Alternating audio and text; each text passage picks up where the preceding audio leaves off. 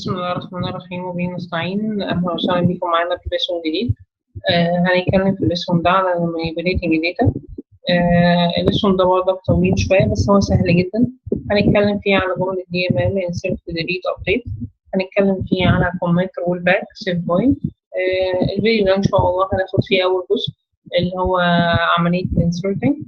فبيعرف هنا بيقول لي ازاي adding new row to a table. فبيقول لي بمنتهى البساطة أنت عندك ده الاستراكشر بتاع تيبل، ولازم عشان تعمل عملية انسرتنج وما يكونش فيها مشاكل تعرف الاستراكشر الأول بتاع التيبل، وتعرف والله هو التيبل ده في بعض الفيلدات عليها بعض حاجة اسمها constraint. يعني ايه constraint field؟ يعني ايه field برضه؟ يعني بمنتهى البساطة فيلد معين مثلا الداتا اللي فيه نقطة ما ينفعش يتصفى لي، فده لازم تحط فيه بيانات. مثلا حاجه مثلا فيها سالري، السالري دي هو اوريدي في الاستراكشر بتاع التيبل قايل لك ان ده نمبر واربعه، يعني اقصى حاجه ليها 4 ارقام، ما ينفعش تقول لي مثلا ده بياخد مليون او حاجه فيها 6 ارقام. تمام؟ طب نعرف الاستراكشر بتاع اي تيبل ازاي؟ احنا عرفناها قبل كده. لو جيت مثلا هنا قلت له ديسك امبلويز مثلا، او خليها حاجه بسيطه ديبارتمنت على اساس ان هو جدول صغير شويه. فزي ما احنا شايفين بيقول لي الاستراكشر بتاعي ان الديبارتمنت اي دي نوت نل، يبقى اولا لما اجي اعمل انسرت لازم ده يكون محطوط فيه فاليو، ما ينفعش الفاليو اللي فيه فاضيه. واقصى عدد من الارقام اللي فيها اللي هي 9000 او 9990. تمام؟ اللي هي يعني 9999 4 ارقام. ما ينفعش احط مثلا 100,000 200,000 وحاجات زي كده، لا احنا اخرنا 4 ارقام.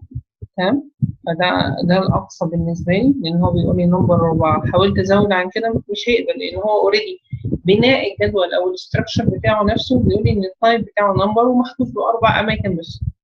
نفس القصه الديبارتمنت نيم ما ينفعش اسيبه فاضي، لان هو بيقول لي نوت، وبيقول لي برضه اقصى عدد حروف 30 حرف. لو حاولت تزود عن كده ما يقبلش. قللت مش مشكله، ان شاء الله لما نيجي الشابتر اللي جاي هنتكلم عن دوت تايب بالتفصيل. نمبر 6 مانجر اي دي.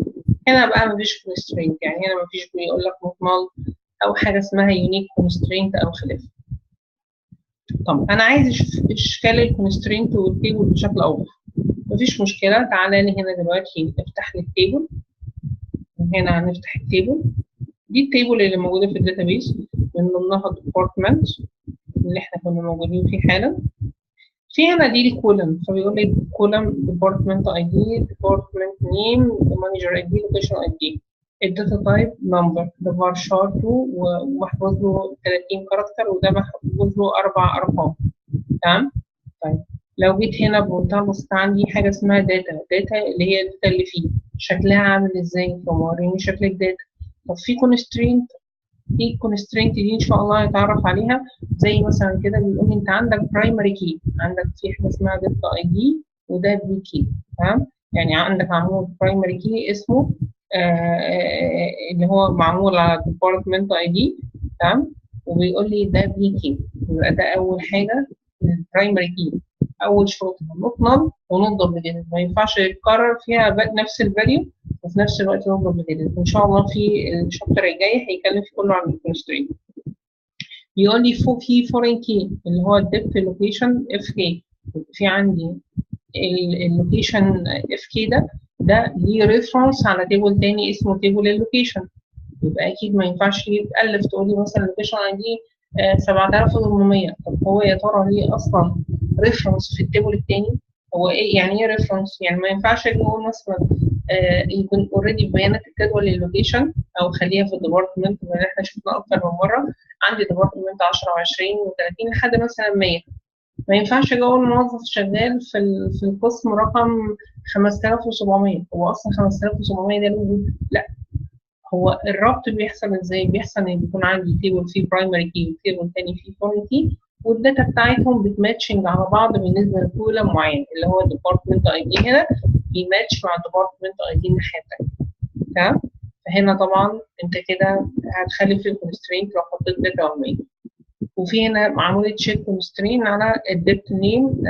ده هنا في كونسترينت معين موجود اسمه تشيك، وهنتعرف برضه ان شاء الله على الكونسترين بالتفصيل الموجود. طيب يبقى انا اول حاجه عشان اعمل عمليه inserting بشكل سليم لازم الاول اعمل عمليه describe، ويفضل ان انا اخش اشوف بناء الجدول بشكل سليم. طب تمام، شفت بناء الجدول وعرفته بشكل كويس قوي، نبتدي بقى نعمل عمليه insert. عشان تعمل insert عندك في بعض الستيتمنت هتراعيها اكنك بتكلم واحد، يعني بتتعامل مع داتابيز اكنك بتكلم واحد. انا عايز اضيف فيه دي معناها ايه؟ insert into. اضيف فيه ايه اسم الجدول؟ ديبارتمنت، يبقى insert into اسم التيبل وليكن هو ديبارتمنت. في انهي اعمده بالظبط؟ في عمود الديبارتمنت اي دي، ديبارتمنت نيم، اللوكيشن اي دي مثلا. تمام، هتضيف فيها ايه؟ فاليو، صح؟ فيبقى الكيورد الثاني او البلس الثاني اسمه فاليوز، وبين اقواس هقول له الفاليو دي والله مثلا بالنسبه للديبارتمنت اي دي هيحط رقم 10، بالنسبه للديبارتمنت نيم هحط وليكن مثلا سيلز او اي تي او ايا كانت الكلمه، بالنسبه لللوكيشن هحط كذا، وطبعا لازم تكون الفاليو ماتش. فده الشكل العام لعمليه الانسرت. تعالى كده نشوف عمليه inserting.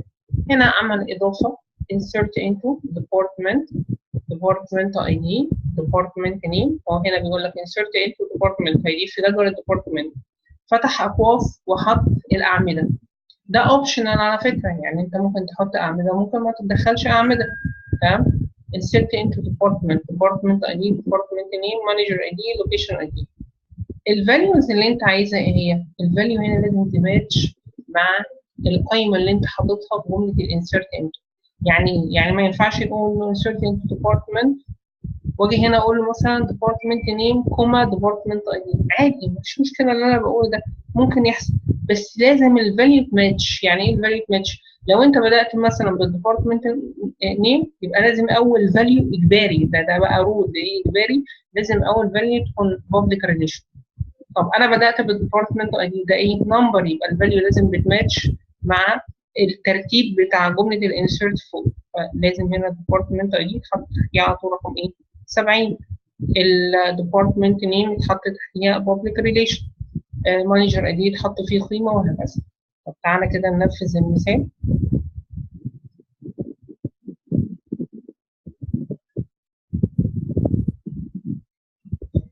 تعالى نخلي في الرول بقى، يعني تعالى كده نجرب نفتكس شويه. احط هنا 70 كده. انا خالفت الرول. ليه؟ ديبارتمنت اي دي تحتيه ايه؟ الفاليو بابليك ريليشن. لا ده ما ينفعش، مفيش حاجه اسمها قيمه رقميه يبقى بيتخزن فيها نص، الا بقى لو عملته تو نمبر ومش عارف ايه، ويكون الداتا اللي فيها فاليد ان هي تتحول لتو نمبر.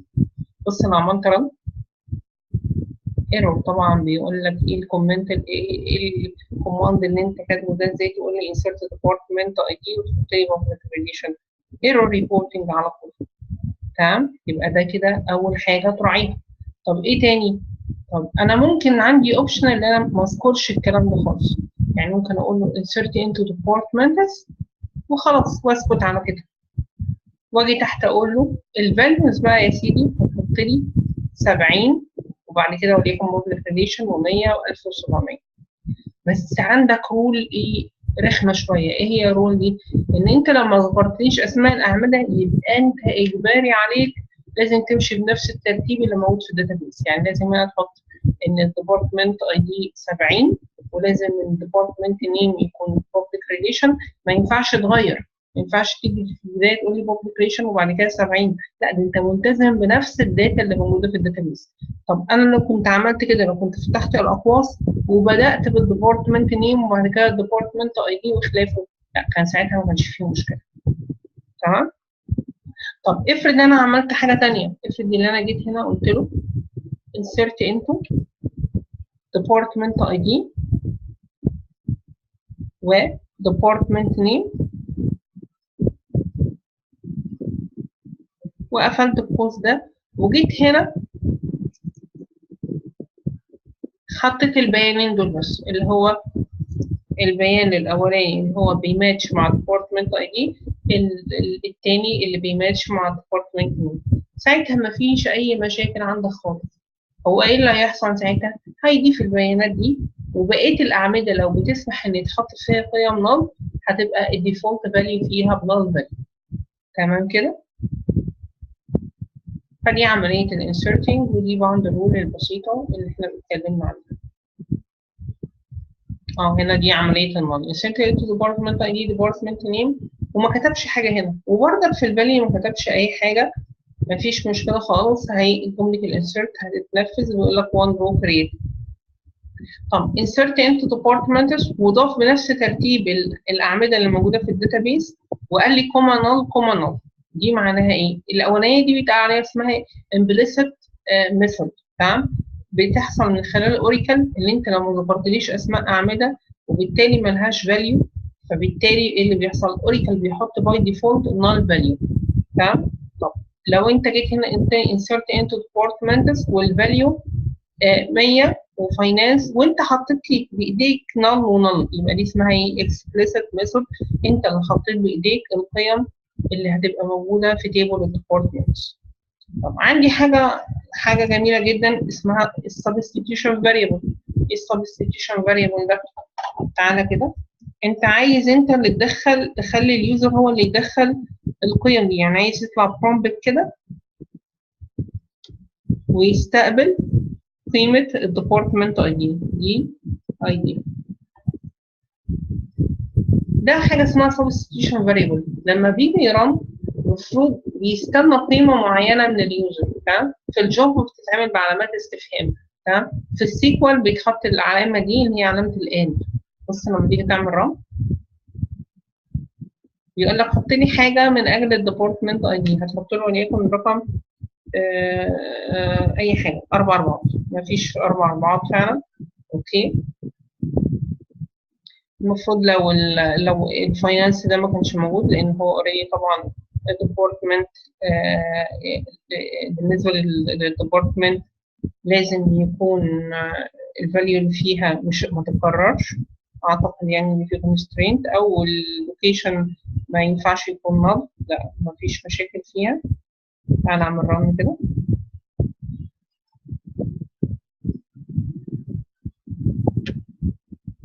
واحد واحد.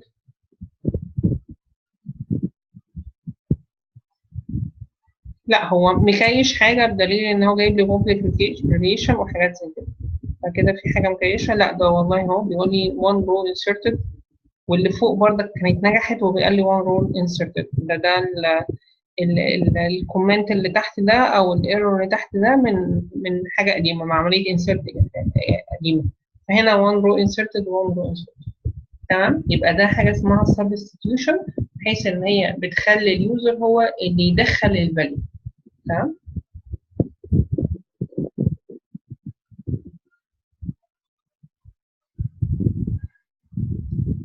هنا بيقول لي تقدر تعمل عمليه insert لسبيشال فاليو زي ايه؟ قال لي هنا البي اي دي first name last name higher date. جه هنا في حاجه زي الهاير ديت قال لك بص، ده انا في الفيلد بتاع الهاير ديت ده هحط السيس ديت. السيس ديت اللي هو الايه؟ قيمه افتراضيه، سيستم ديت. فهنا دي حاجه اسمها سبيشال فاليو. تمام؟ يعني استخدم الميثود او الداله اللي اسمها سيس ديت في مالي ايه؟ بيانات.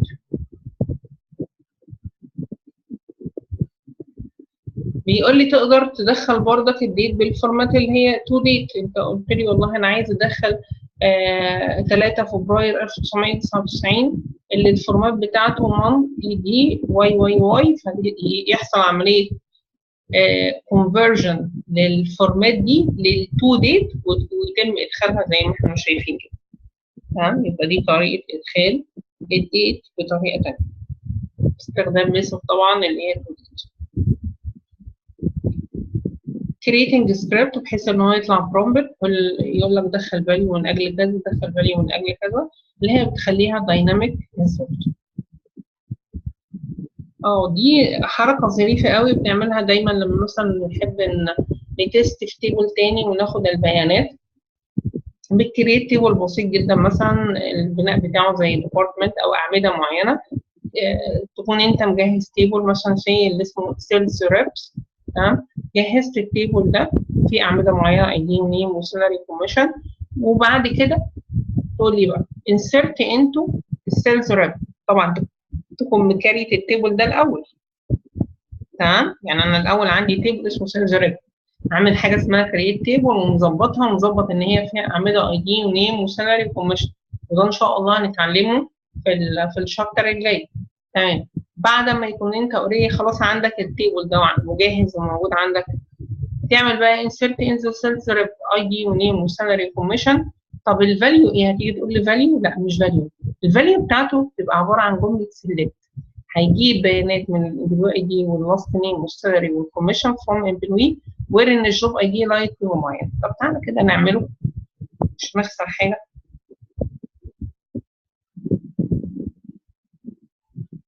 انا هكريت تيبل كده سريع قوي ان شاء الله. احنا هدفنا مش ان احنا بقى نستخدم الويزر، نستخدم ان شاء الله بعد كده الاوامر بقى الكرييت تيبل، ونبتدي نكريت التيبل واحده واحده.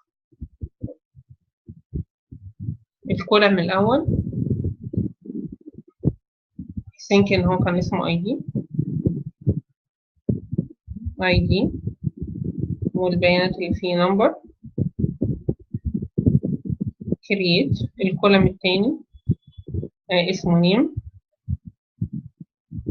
نخليه بقى هو اي دي ونيم وكفايه، يعني مش هطول في المثال. اي دي ونيم.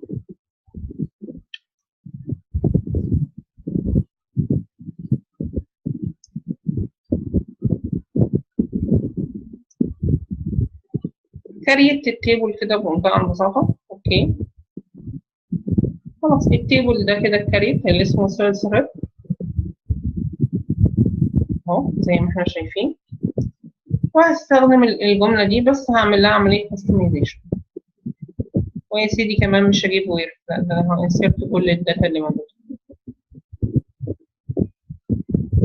هقول له insert into sales rep اللي هو بقى موجود خلاص في أعمدة كذا. ايه هما الأعمدة أصلا اللي موجودة فيه؟ اللي هو الاي دي، وايه تاني؟ والنيم. تمام، الفاليو بقى بتاعته، الفاليو بتاعته من ناتج كويري، من ناتج استعلام. طب ايه الاستعلام ده؟ اللي هو select الامبلوي اي دي، طبعا لازم بيكون بيماتش. هنا ده اي دي وفي رقم، وده اي دي وفي رقم. تمام، فهنا هيسلكت الاي دي من تيبل ديبارتمنت، من تيبل الامبلوي، ويسلكت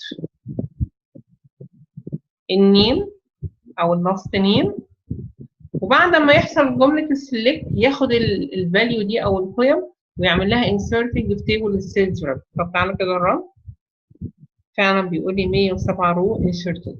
تمام، ولو فتحنا التيبل ده حاليا باسم السيلز ريب وبصيت على حاجه اسمها الداتا، هتلاقي ان الداتا فعلا نزلت زي ما احنا شايفين كده.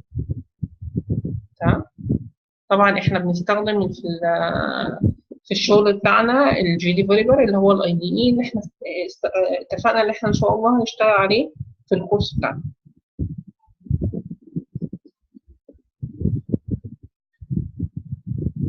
ده عملية الانسيرت.